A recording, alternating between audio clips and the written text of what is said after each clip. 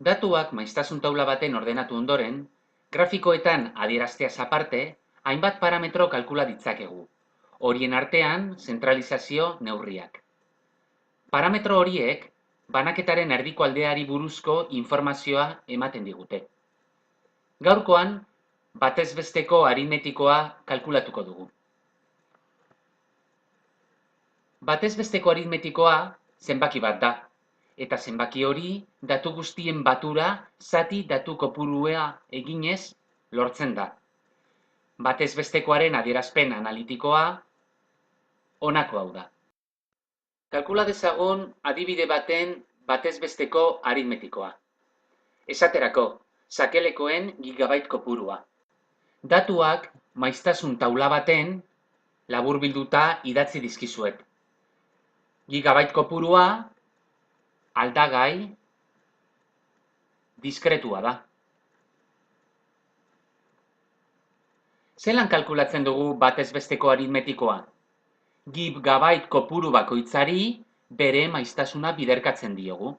Horrela, gigabait kopuru bakoitzarekin egin beharko dugu. Laburbilduta, gigabait kopurua bider maiztasuna guzti horien batura egin behar da. Zati maiztasun guztien batura.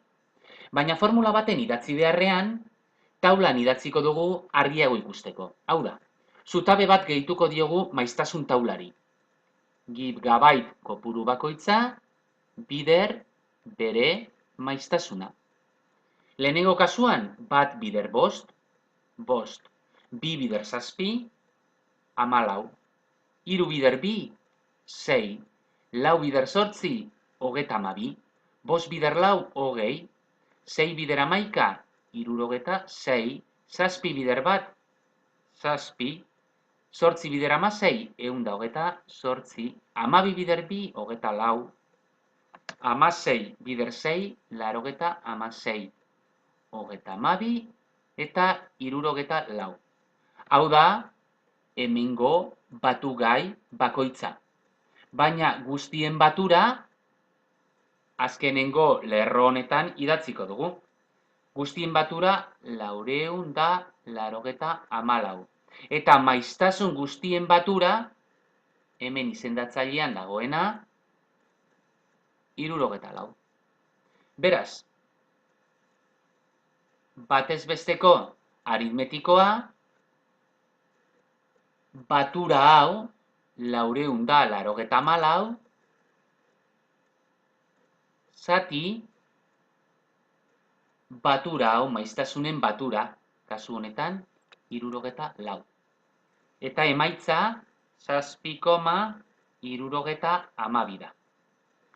Gigabait kopuruak direnez, eta gigabait kopurua zenbaki zehatzak direnez, nahi baldin badugu, 8ra biribildu dezakegu. 8 gigabait izango litzateke batez besteko aritmetikoa. Egin dezagun beste adibide bat. Kasu honetan, sakelekoen prezioen batez besteko aritmetikoa kalkulatuko dugu. Sakelekoen prezioak aldagai jarraitua da. Horregatik, tarteak agertzen zaizkigu. Tarteak agertzen direnez, izaren ordez, zein da jarri beharreko zenbakia? Aurreko bideo baten, klase markak aztertu genituen. Gure kasuan, klase marka erabiliko dugu, izaren ordez, iza ordezkatzeko. Klase marka kalkulatzeko, bi muturren arteko bataz besteko egingo dugu, hau da, 7 gehi 38, zati 2, emaitza 22,5. 38 gehi 79, zati 2, 53,5. Hurrengoa, 84,5. 115,5. 146,5. Eta azkenik, 177,5. Zutabe hauek izango dira klase markak. Orain, lehen bezala, aurreko adibidean bezala, klase marka bakoitza edo prezio bakoitza bider bere maiztasuna biderkatuko dugu. Beraz, isa azpi I bider maiztasuna. 22,5 bider bost, 112,5. 53,5 bider amabost, 802,5. Ondoren, 855. Hurrengoa, 1386. 1718 eta 177,5 bider hamar, 1775.